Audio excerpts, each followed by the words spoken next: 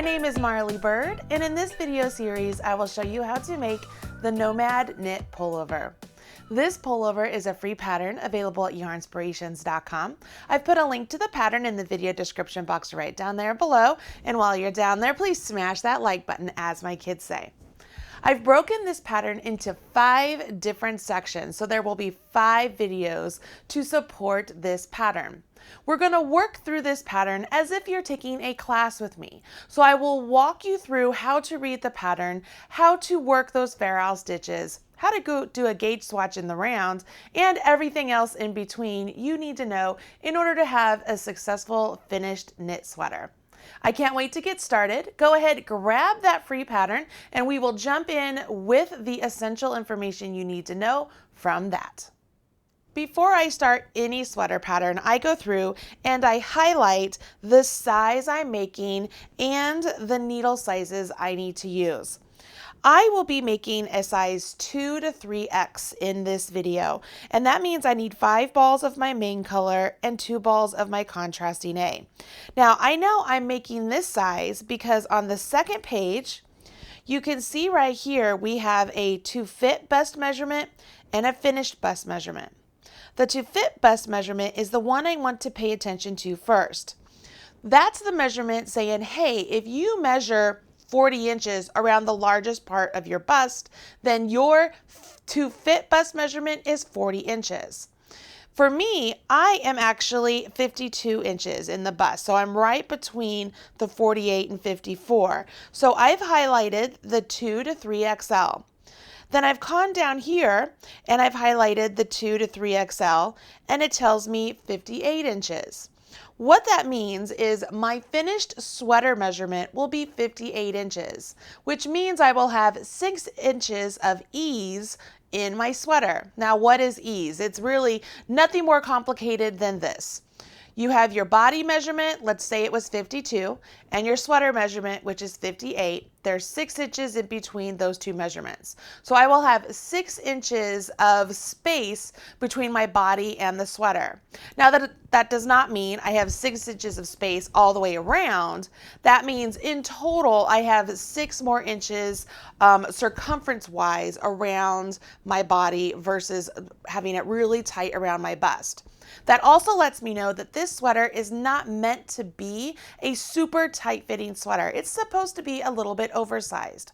So it's important that you do pick the to fit measurement that is closest to your body and then work off of the finished size that is equal to your to fit measurement, just like I did here with the 2XL and the 2XL. I would not want to say, oh, I'm the 2XL up here, but 52, look, I could make the 1XL and it would be 52 inches, which is exactly what I am.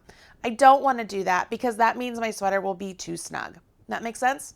So that's how I can identify what size and how much yarn I need over here. Now, when it comes to needles, I always highlight the different needle sizes I need because I am notorious for forgetting to switch needle sizes or bring the extra pair of needles. So I always highlight my sizes. I also identify whether I need circular needles or double pointed needles. And in this case, I have both. Conveniently, in my own knitting stash, I use interchangeable needles, so I tend to have all of my needles with me when I need them, and when it's time to change sizes, I just take off the tips of my needles and add the size that I need. If you have interchangeable needles, you'll be able to do that as well.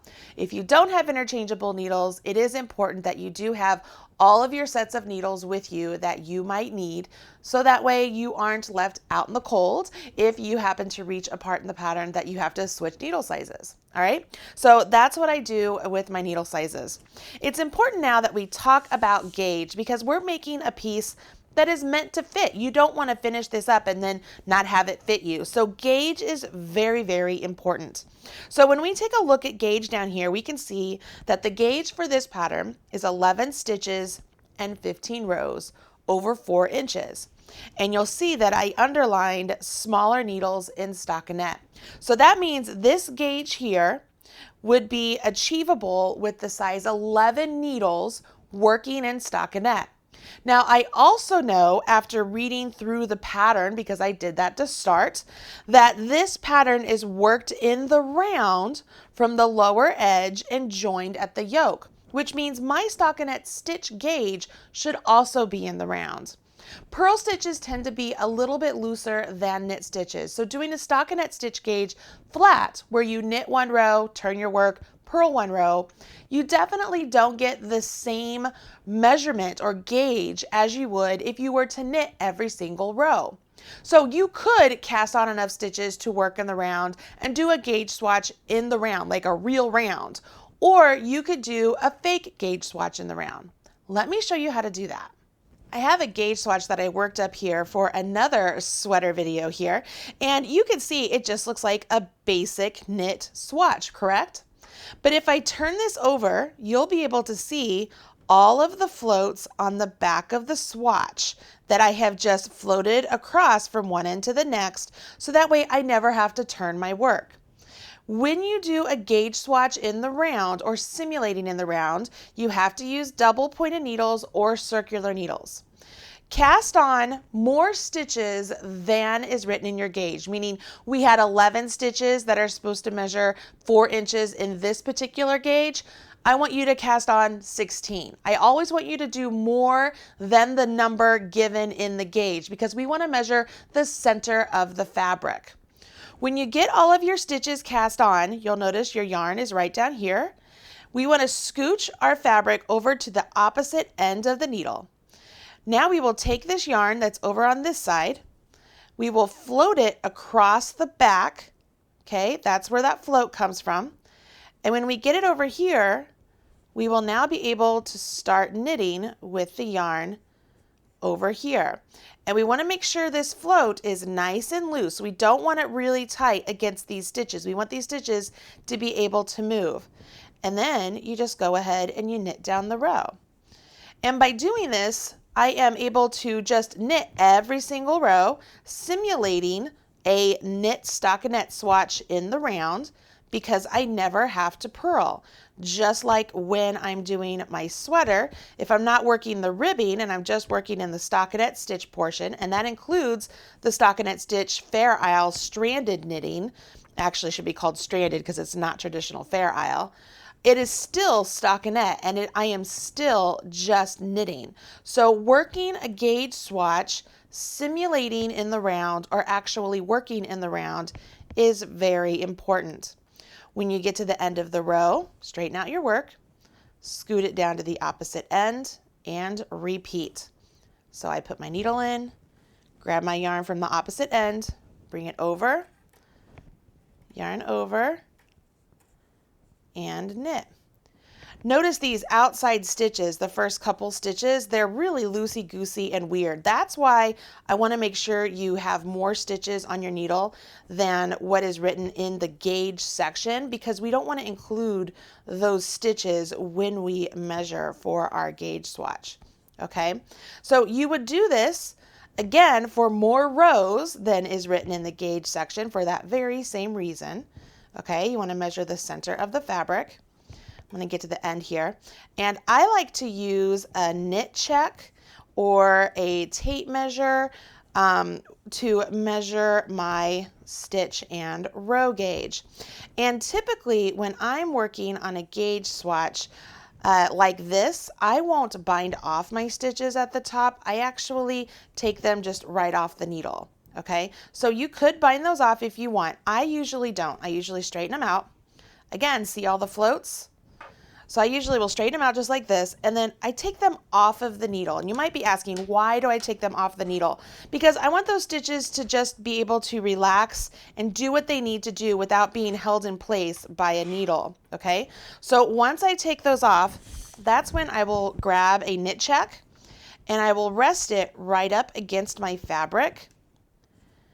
And when I do that, I now can check how many rows I'm getting over 2 inches, how many stitches I'm getting over 2 inches, and then compare that to my gauge. If I have fewer stitches, that means my stitches are too big and I need to use a smaller needle. If I have more stitches, that means my stitches are too small and I need to use a larger needle. It seems really confusing, but if you think through it, it's like, okay, they're too small, so that means I'm getting too many stitches. I need them to be bigger, so I need a bigger needle. Make sense? Anyways, that's how you do a gauge swatch simulating in the round. It's really not that difficult. It doesn't take that long, and it's a really good way to make sure that you have a successful and well-fitting sweater at the end of your project. All right, now that we've done a gauge swatch, let's take another look at the pattern and see what's next. Okay, looking back at the pattern, you can see I've underlined that the body and the sleeves are worked in the round from the lower edge up, and then they're joined at the yoke. That means we will be working the body of the sweater and the two sleeves separately all the way up until it's time to join them to the yoke. So we will be working those two bits separately, and we'll go into that a little bit more. There's a little bit more information here about the fair owl or the stranded knitting. We'll talk about that when it's time. But right here, this is the meat of it. This is what we want to get to. So the body is where we are going to start. So this video, we're going to talk about this entire section right here. And then I'm going to skip that. And then we're going to talk about this section right here. So you can see that I have already kind of outlined things, but let's just go like this. We are going to work on this and this. Okay, this and this. The reason I am going to talk to you and we're going to work through both of these is to keep on a really good schedule to where we can complete the sweater in a timely manner. Plus, what you're doing in these two sections is so similar that it just makes sense to do them both at the same time. So these are the two sections we will be working through in this video. So right here with the main color, MC means main color, and a smaller circular, so that means I have to have my size 11s, I will cast on however many stitches you need to cast on for yours. Now, I love that Yarn Inspirations does color coding here, so I really don't have to go through and highlight this since my pattern is in color. But if yours is not in color, take your highlighter, find the size you're making. So I'm making the 2 to 3XL, which is the second number in from the parentheses. So it's not 180, but 160. So I will be casting on 160. So you can do that throughout the pattern. You could highlight the number that pertains to you, or if you've printed it in color, you can always just go by the color that your size is, okay? So I will be casting on 160. I will join to work in the round, and I will make sure that I place a marker. For me, I love to use the long tail cast on, but doing the long tail cast on with 160 stitches leaves a lot of room for error or a mistake of getting to the end and not having enough yarn or having way too much yarn.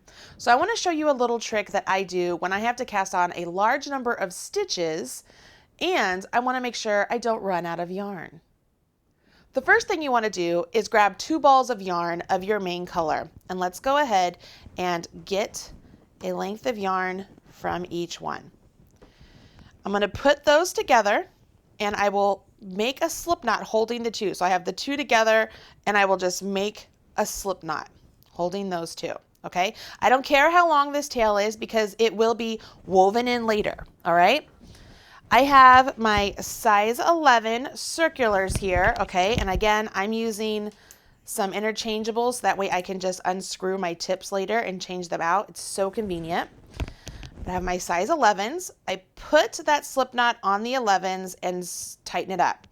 This stitch right here with the double strands, I am not going to keep that, okay? At the very end of this cast on, I will be dropping those off, so I do not want to count that as part of my cast on. Now, here's what I want to do. I want to use one ball of yarn as if it was my tail, and the other ball of yarn as if it was my working yarn. And I will position my hands in the long tail cast on formation, okay, with my working yarn over my finger, my tail yarn over my thumb, and I will work my cast on. As I do 160 stitches for my size, I will be using a stitch marker every 20 stitches to make sure I don't lose count, because I always lose count. But when you get to 20 stitches, simply grab a stitch marker and place it directly onto your needle. When you have to count, make sure you do not count those two, like your slip knot. Make sure you get that out of the way and then count 1, 2, 3, 4, 5, 6, 7, 8, 9, 10, 11, 12, 13, 14, 15, 16, 17, 18, 19, 20. Ooh, 20. I stopped right at 20. Once you get to 20, get a stitch marker that'll fit. That one won't fit, so I will grab a different one. Here's a stitch marker. I can put that on there and then carry on. So now I don't have to count these stitches anymore. I know I have 20. I can count from my marker, all right? And as you're working along, because we're taking the yarn from 2 balls of yarn, when we get to the end, we will just snip off the yarn that is our tail yarn here. We'll just weave that in later, and we're left with a working ball of yarn. How cool is that? All right? Okay, so get all of your stitches cast on, and then we can begin the broken rib stitch. Once you have all of your stitches cast on, it looks a little something like this. Look at that, it's all crazy. Okay, now it's important that we drop off that stitch there. Okay, see that? We want to drop off, that was our stitch, or our slip stitch. So I drop it off and I just pull it and it disappears. Okay, so it's gone. Now, before I join to work in the round, I want to make sure that I don't have any twisted stitches here. Okay, so I am just going around making sure that my nice ridge here is all to the inside of my circular needles, because I don't want to create a Mobius accidentally. It's important that I make sure that I don't have any twisted stitches. So I have this all made sure it's all to the inside. Everything's good here. I'm kind of out of frame with my camera, but all right, can you see? Everything's good. So I'm here at the start. I can go ahead and I want to make sure I'm cutting the yarn that would be my tail. So that would be this one over here. So I will cut it, making sure that I leave a nice long tail, so that way I can always weave that in. And I'll pull that aside. Here we go. So here is my working yarn. It's still attached. I pick up my work here. I'll add my marker. This will be my beginning marker. I decided not to add markers as I was going along because I ran out and I didn't want to go find any. So I took it off and I was like, all right, I'll figure this out. So I just really concentrated and made sure I didn't lose count. All right, so I have my beginning marker. I have my tails. Look at that, like not super long tails. I don't have to worry about running out of yarn. My stitches are all looking good. Nothing is twisted. And I am ready to begin round 1, which is a simple knit 1, purl 1. So I will go into that first stitch and knit it. Bring my yarn between my needles and purl the next stitch. Yarn between my needles and knit the next stitch. Can you see that? So I will just do this all the way around. I know this yarn is a little fuzzy, and I'm hoping that all of you already know how to do knits and purls, so you really don't have to see me do knits and purls here. If you want more instructions on how to knit or how to purl, I do have videos for that on the channel here, so you could check those out if you need more instruction. But essentially, we're just doing a whole round of knit 1, purl 1. And then the following round is just a basic knit round. So we will knit 1, purl 1 all the way around, and then knit around. Knit 1, purl 1 all the way around, and then knit around. It's called broken rib. And we will do that until this piece measures 3 inches, okay? Once it measures 3 inches, that's when we have to do what's called a make 1. Okay, so I'm going to assume you understand how this works. It's knit 1, purl 1 all the way around, and then you would do a knit round, and you would do that until this measures 3 inches. Okay, so I'm going to set this aside. Let's take a look at the pattern again. So I'm going to bring in the pattern, and we have just talked about this part, okay? So we've cast on our stitches. We talked about one round being a knit one, purl one. The next round is a knit round. And we do those 2 rounds until it measures 3 inches, okay? We just go 1 and 2, 1 and 2, 1 and 2 until it measures 3 inches. Then we need to increase either 6 stitches or 4 stitches evenly around. The designer doesn't tell us exactly where to do these 6 or 4 stitch increases, so I'm going to have you place them as evenly as possible around your sweater. Don't put them all in one place, just space them out as best you can, and we will be using a make one. Because of that, I want to make sure that the last row you do before you do these increases is the row 1. So you're getting ready to do a row 2 when we do the increases, which is just a knit row. It'll make it so much easier not having to worry about purling in between these make ones. If you're just knitting the entire round and dispersing either 6 make ones or 4 make ones, it'll be so much easier. So when you get to your 3 inches, make sure you end after a round 1 and you're ready to start a round 2, and that's when we will do our make one. Now, because I am not that far into my sweater itself, the gray one, I want to pull in that swatch again and show you how to do the make ones on that swatch. And it doesn't matter that I'm doing my make ones on stockinette stitch here because it's the same process no matter what. So let me get over a couple of stitches. I'm still going to simulate in the round. The swatch has become very handy for me these last several videos. All right, when you get to the part of your sweater where you want to work an increase, here's what I want you to do. You see that strand of yarn right there? It's attached to that stitch there, and it's attached to the stitch below the stitch on your right hand needle, okay? It's that strand. We want to take our left hand needle and we want to scoop up that strand and place it on our left hand needle. As it rests on our needle, you can see it's like it's resting like this, but the front leg here is like tilted forward. We want to knit through the back leg because that will actually twist the stitch. So that way when we knit it, we won't get a hole. So I go into the back leg and just knit it and have it go off. So now I have a twisted stitch there.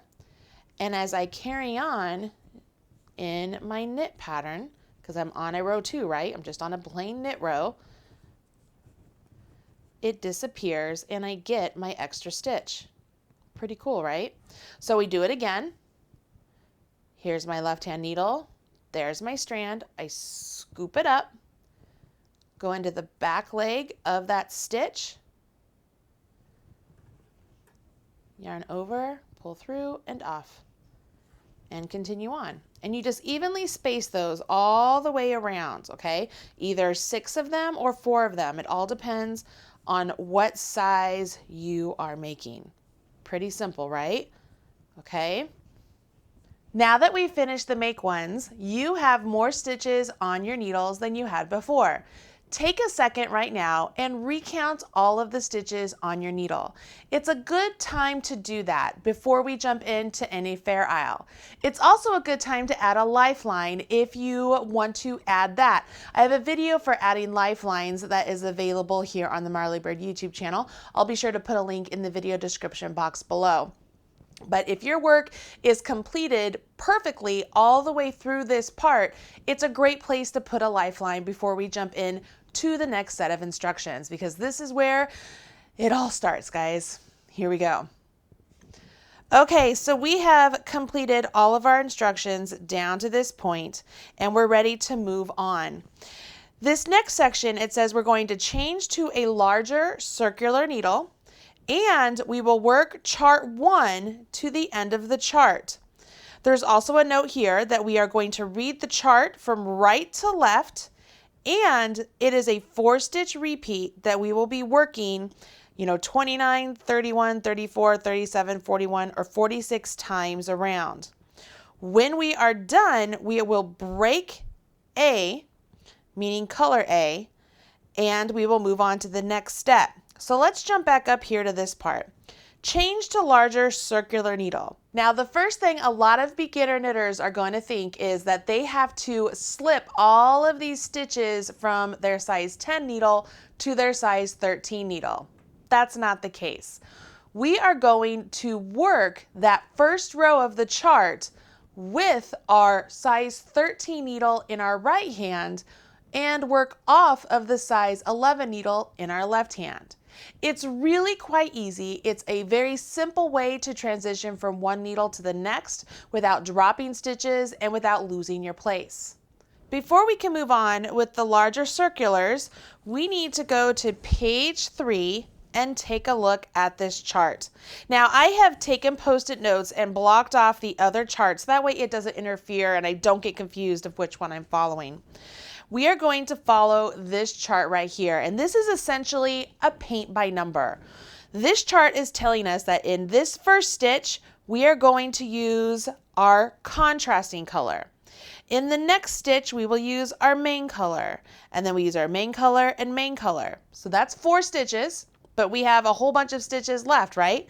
So we come back over here to the right and we repeat it. We're going to do 1 stitch in our contrasting color, and then 1 stitch in our main color, 1 stitch in our main color, 1 stitch in our main color. And then we come back and we will repeat that.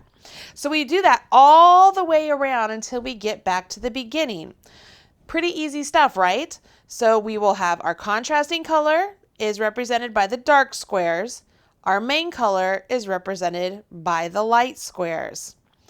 We will also be changing to our larger needle. It's really easy. Okay, so we're going to do those 2 things right now. Are you ready? I know you can do this. The first thing I want to point out here is that if you're using interchangeable needles, you could simply just take off your size 11 tip and reapply your size 13 tip and continue on without having to do what we're getting ready to do. But if you're not using interchangeables, you'll have to switch to a completely different set of needles. And it's really just as easy as this. Let's pretend that I have a cord on there, okay? And let's pretend this is my actual work. As I am working around, let me come up here and get this correct here.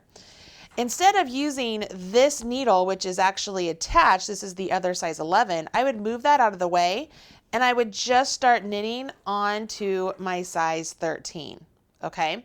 And I would just continue that all the way around, and when the round would be complete, all of these stitches would now be on my size 13 and I would have no more stitches left on my size 11. Okay, let me show you how to do that on the little pink swatch so it can be a little bit more visible and maybe you can understand it a little bit better.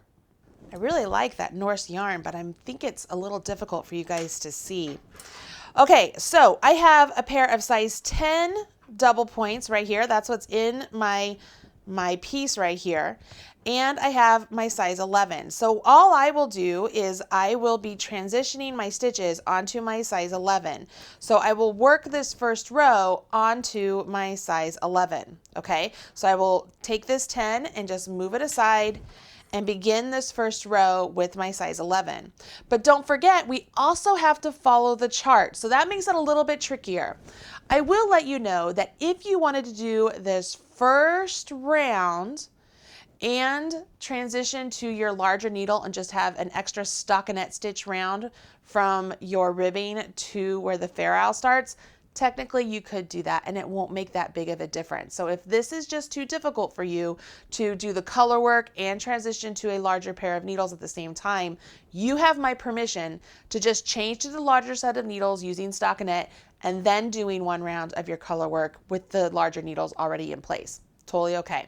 But for those of you who want a little adventure, let's try this out. All right, so our very first stitch is going to be our contrasting color. So I'm going to go in there and I will grab this really pretty pink color here.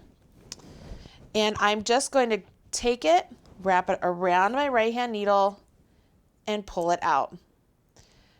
Now the next stitch, I'm supposed to use my main color. Remember, I am using a swatch here that simulates in the round. So I have my main color there. Now I can continue on following the pattern, wrapping the yarn with the color that's indicated in the chart. So the next color is the light pink. And then I have another light pink. Okay, so that's my 4 stitches. Now I'm going to repeat. Remember, I go back to the beginning. So this next one will be my darker color. So I go into the stitch, bring my darker color across, and out. One thing I want to point out is that these stitches here should be at the same distance apart as they will be when you actually have your fabric done, meaning this float back here, we don't want that float to be super tight. So if you're the type of knitter that finishes a stitch and then pulls up, see how much slack that pulled up? Well, that slack is actually my float back here, and now it's squishing my stitches together.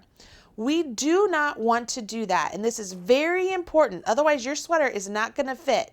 You want to make sure that you have a float that has a little bit of slack in it, okay? It's very important.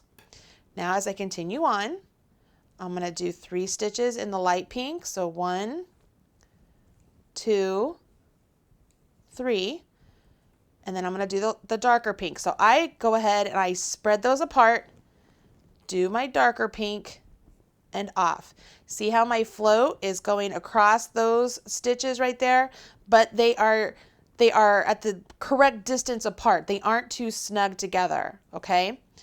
There's another thing I want to point out here that you probably aren't noticing too much yet, but when I float my yarn across, okay, so I'm going to spread those out. When I float my yarn across and create this stitch, can you see, let me grab another needle here. Can you see how my darker floats are above my lighter floats? Okay, see my darker floats are above my lighter, okay? I am going to be consistent with that placement of my floats throughout my entire sweater.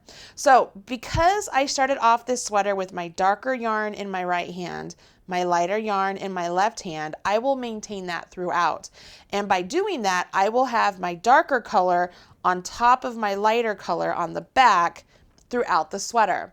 It's important you keep that consistent, whether it's the dark color on top or the light color on top. Even if you don't hold the yarn in each hand and you keep them in one hand, or drop the yarn and pick them up. Let me show you what I mean. Because I know not all of you will be able to hold your yarn in each hand, I want to show you that if we simply do this as if you drop your yarn, we pick up our pink, our lighter pink, and I knit across 3 stitches, I could drop my light pink, pick up my dark pink, and make sure I'm not going under, I'm not twisting these together, I'm just picking up my darker pink and coming up here. Again, see how it's above the lighter pink? Okay, I guess it helps if I go into a stitch. Above the lighter pink and knit. Then I can drop the darker pink, pick up the lighter, and carry on. You see what I mean? I also know there are some of you who are talented enough that you can hold both yarns in one hand like this. I am not that talented. I can't do it. So if that works for you, that's totally okay, as long as you keep it consistent with whichever color is on top, okay? So here we are. I dropped my lighter, I picked up my darker, and then I can drop the darker and then go back to the light. You see what I mean here? See what I mean about it being on top? So at the end of your round, when you get all the way around, you will be finishing off with 3 light colors right here, and this is where your marker would be. Does that make sense? So this is your first round of stranded knitting, and you see how the floats, they're nice and loose behind your work. I cannot stress enough how important it is that we keep these floats at a consistent distance between each other and the stitches between them not squished together. If you are not vigilant in your spacing, your piece will begin to really pucker up and it'll look like it has ripples in it. And there's no way to fix that. You can't stretch that out when it's blocking because it's the floats in the back that don't want to stretch. They don't have any extra room, okay? So you want to make sure that they are evenly spaced out and nice and relaxed. Okay, so this represents round 1. So as I pull in my chart here, as I set this up here, this right here represents the first round. Now, I like to take a Post-it note, and it's at this point I will move the Post-it note up so that way I'm only looking at row 2 and whatever rows below it, or so on and so forth. The reason I like to see the stitches below and I don't go like this, like, okay, I finished row 1, I'm going to block off row 1, now I'm on row 2, is because seeing all of this up here doesn't help me. It doesn't help me in any way.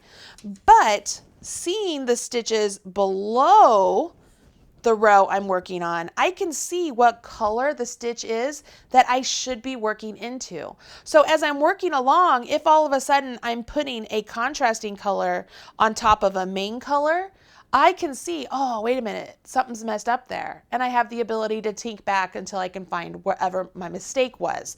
So it's important to be able to see what color the stitch is that you are working into. And by blocking off the stitches up here, we don't get confused and we're able to only see those. Does that make sense? So round 2 is just like round 1, but this time we have different color stitches that we can pay attention to. So let's go ahead and let's do round 2.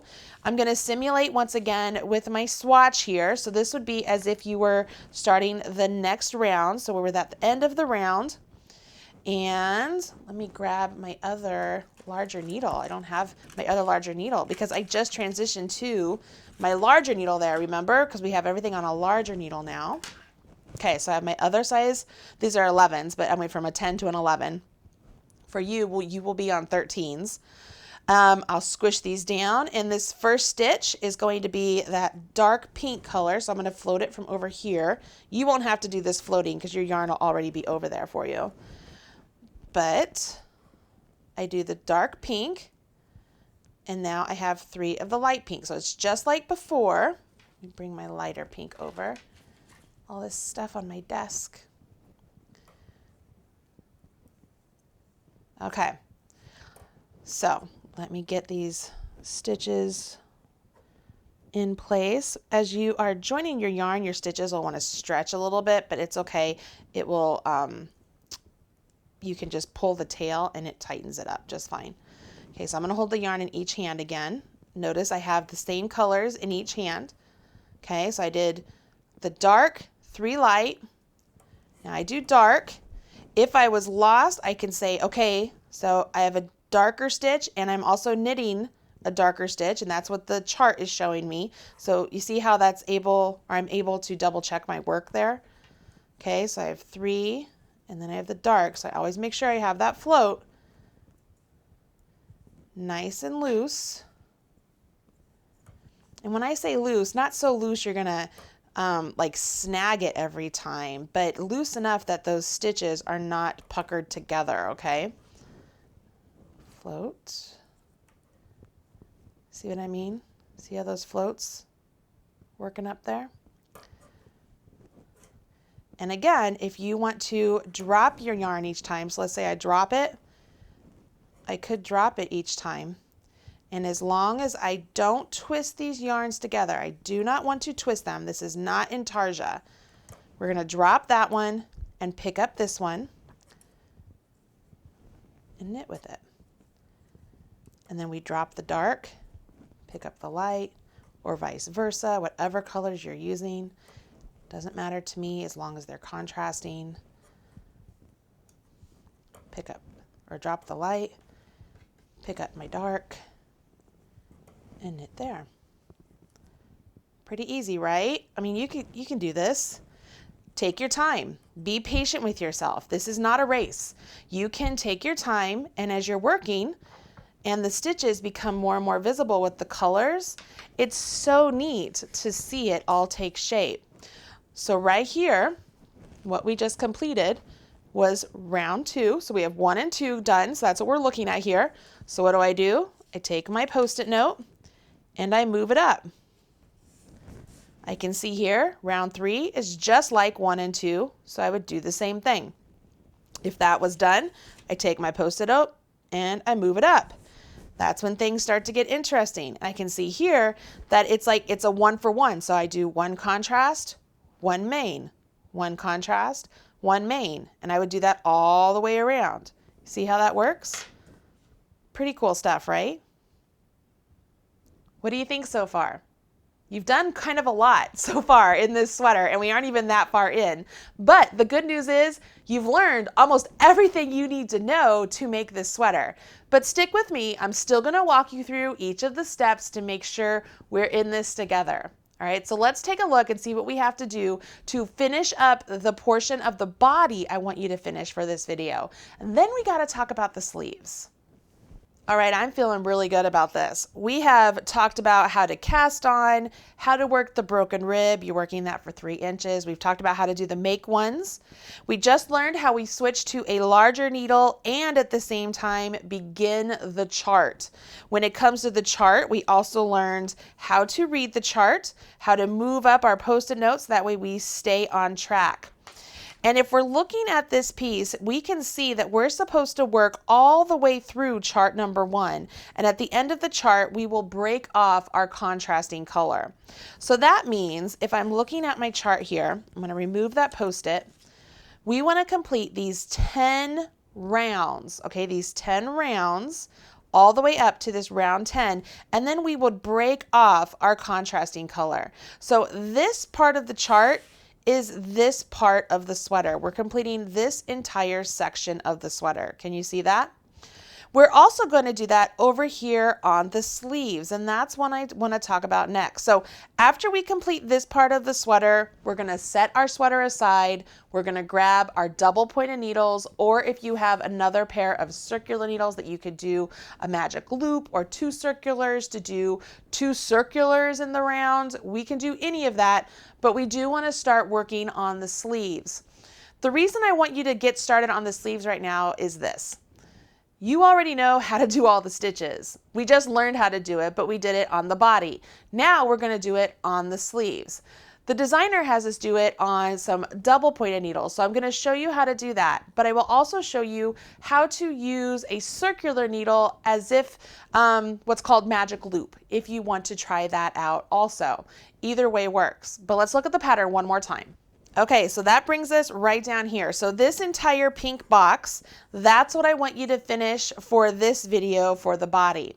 Then remember, I have this other pink box over here. So where it says sleeves, all the way down here to right underneath where it says break A. This section here mimics this section, only this is the sleeves, just like I showed you. So with this, we will use a smaller set of double pointed needles. See over here, we use smaller circulars. So all that means is we're going to use our size 11s, and we will use our main color, and we will cast on this number of stitches, however many stitches that applies to the size you're making.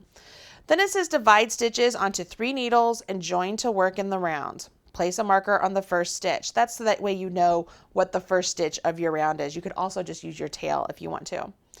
Then you proceed to the broken rib pattern as given in the body for 3 inches. So right over here, it's the knit 1, purl 1, and then knit around. So you would do that for 3 inches, ending on a round 1. So after you finish a round 1, that's where you're getting ready to start round 2, because we're going to do increases again with our make ones. So we already know how to do that as well. We'll do our make ones and we'll do it on a round 2, so that way it makes it super easy.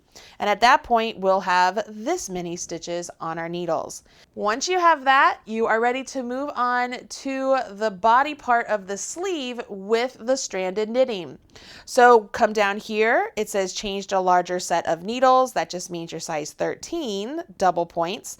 and you begin chart 1. So it's exactly like we did over here. We just have fewer stitches and we're doing it on double points. Okay, pretty easy stuff. So let's go ahead and learn how to cast on to those double pointed needles, how to get those first couple rounds done on the needles because they're the toughest ones. Then I also want to show you how you would cast on if you wanted to try magic loop. Okay, so let's do both of those right now. A lot of bang for your buck in this video. I will use these white double pointed needles again, and we're going to bring in this other yarn. I know it's not the Norse yarn, but I think you'll be able to see the stitches better with this, so I want to make sure I'm doing that. So in order to cast on for your sleeves, you want to go ahead and use the long tail cast on if that's what you used for the body of your piece. Take a slip knot. Because we're not using as many stitches as we did for the body, I'm assuming you can figure out your tail. So we're not going to use 2 balls of yarn this time. Put the slip knot on your needle and then work about 1/3 of the stitches onto this first needle, okay, whatever 1/3 of the stitches would be. So I'm just going to say there's 6 stitches, okay? Now, I like to take the next needle, I rest it right up against the first needle, and I just stick it up a little bit further. Then with my yarn, and notice I'm not underneath like this, okay? It's above the yarn. Now I will do a long tail cast on, but I'm doing it onto the new needle. Okay? I'm going to do about the other 1/3 of the stitches onto here. Okay? Because we're only doing 3 active stitches and our 4th one is our live needle. So I'll take the next needle, put it right up next to the one I just finished.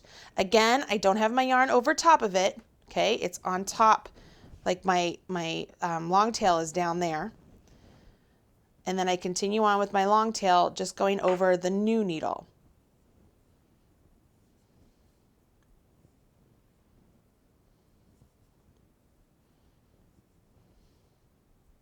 Okay, so I'll just do 6 on that. Obviously, I'm not doing any specific number for a sleeve. We're just simulating, okay? Once you've done this, you want to set your needles down on the table. You have your working yarn coming off of the needle that's closest to you. You want to hold that needle, and the other 2 needles, we are going to swivel them to the left. Now, I'm going to hold this needle, and I'm going to swivel this one, and I want to bring this stitch to meet up with that one. So I hold this needle and I swivel this one. Notice the needles are all on top of each other. I swivel that one and I make it come all the way over and meet up. See how all of my long tail purl bumps are on the inside of my triangle? I don't have any twisted stitches over my needles, so I know I am ready to begin working in the round. Because I know some of you are beginners and you've never done anything with double points before, I'm going to do this first part with my needles actually on the table, and you can do the same thing. First off, I want to take my yarn, my working yarn, and make sure it's on the inside of the triangle, okay? Now, my goal here is I want to take my yarn that's attached to this stitch and use it to knit this stitch here to begin working in the round. It's just like, when we started working in the round here and we literally just started knitting that first stitch. It's the same idea, the same premise. So this yarn, I want to get that stitch down here to the tip of this needle. So I'm going to scooch that needle. Okay.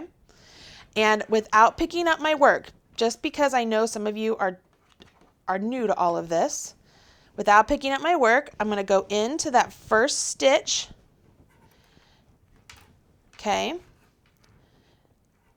I'm going to take my yarn here and yarn over my needle and come out that first stitch and then pop that off. It's at this point that I pick up my work because now it's joined together, right? Because I've just joined it. I just knit with the yarn that was attached to that needle. Now this is going to feel like you're all thumbs right now, I promise, but you can get through this. Once you've done that first stitch, we want to bring our yarn forward and purl that next stitch. Yarn back, knit the next stitch. Now we're just in our knit one, purl one pattern, right? So this is row one. Ooh, knit one, purl one pattern. I'm ignoring the other needles, you guys. Like that needle that's flopping around right there, I'm completely ignoring it. I'm not paying attention to it. When I get to the end of this needle where all those stitches are worked, I now have an empty needle, which is perfect. So I scooch these stitches down to the center of the needle. And now I will rotate my work because I want to get over here to that stitch. So I like to have my needles that I'm working on top of those. I scooch my needle down so I can get to that stitch. And just like before, I go into the stitch, yarn over, come out the stitch and off. And now I'm into my ribbing again. Knit one, purl one. If you have to start the first stitch on your needle with a purl, I encourage you to move that purl stitch actually over to another needle. So that way you start with a knit stitch every time. It just makes it a lot easier. Okay. Knit one, purl one, knit one, purl one. I got to the end of the round, or the end of that needle, I'm sorry. I scooch those over to the center, rotate, scooch my needle down, go into the stitch, and begin my pattern once again, or continue my pattern. That's probably a better way to say it because I'm continuing that knit one, purl one, knit one, purl one. And with my purl one, I know this is the end of my round, not only because I was counting, but see how that last stitch there has my yarn attached to it, my tail? So I know that that's the end of my round. Now I have a full round of just knitting. So I go to the next needle and, oh, I did that one. I twisted that stitch. So I'm just going to turn it and then knit all the way around. We knit all of these stitches.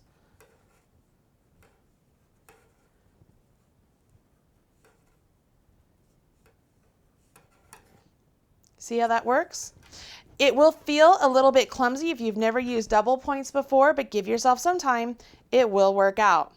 Now, if you have an extra set of circular needles that are pretty long, you want to make sure they're at least 29 inches or longer, we could do what's called magic loop. Let me show you how to do the magic loop. Okay, just like before, I will start off with that slip knot. And I am just going to cast on the number of stitches that I need. I don't have to divide these up into 3 needles because they're all going onto one large needle, okay? So I'm not counting here, but let's just get a good number of stitches on here. So that way I can show you how this works up. It's pretty neat. The first time I was introduced to the magic loop, it was by Kat Bordy. And I found it very fascinating. And I use it every now and again, especially if I don't have my double points around. But I am a double point girl. I really do like them because they look so cool. All right, so once you get however many stitches you need for your sleeve cast on, this is what I want you to do. We are going to pick about the halfway point of where your cast on is and essentially fold your needle, okay? So what I will do here is I'm pulling this cord and now I have half the number of stitches on one needle and half the number of stitches on another needle, and I have this long cord hanging out there. You see that? Okay. This is essentially the starting point for the magic loop. We have yarn with our stitches. Let me try this again. We have a needle in back with the stitches on it that has the yarn attached. We have a needle in front with stitches on it that we're ready to work into. So once we've reached that point, we can now pull the back needle So that way we have some working room here, right? And what it looks like is you have a needle that looks like this now. We have stitches on this needle. We have a cord expanding out here. We have a cord expanding out here. And now we are ready to work in the round. So I will come over here to this first stitch. Again, I want to make sure my yarn is in the center. Otherwise, it's on the outside of my work and it just makes it a pain. Make sure my yarn's in the center. Go into this first stitch, yarn over. And when you knit this, it connects that stitch to this. Now you want to make sure you don't pull too tight, otherwise the stitch that's over there will become the size of the cord instead of the size of the needle. So it's very important you're careful about that. But now we just continue on with our pattern. So I will knit one, purl one. And when I pulled that cord out initially, and I said it, about midway, it doesn't have to be perfectly even at all. You just want to pick about a midway point, okay? And then as we get going here, you're going to see what happens. And then a purl one. So I'm at the end. So essentially, if I not turn, don't think of it as turn, but I'm rotating so I can get to that stitch. So I'm rotating. And this is very similar to how we started, right? So I'm going to pull this cord so that way I can get these stitches on this needle. I don't want to have those drop off. So I want those stitches on that needle. I can pull this one out a little.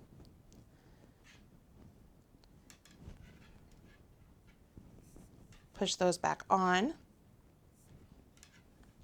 We're back at a starting point. Can you see that? Okay, we're back at the starting point here. So what do? We have to pull the back needle, give us some slack. We start knitting with this needle. Again, make sure your yarn is inside. And we continue on with the pattern. I finished with a purl, so I'm on a knit, and I knit one. And then I purl one, and I continue on. So if double points are not your cup of tea, you want to try magic loop because it looks a little bit easier because you don't have these random sticks just sticking out all over the place.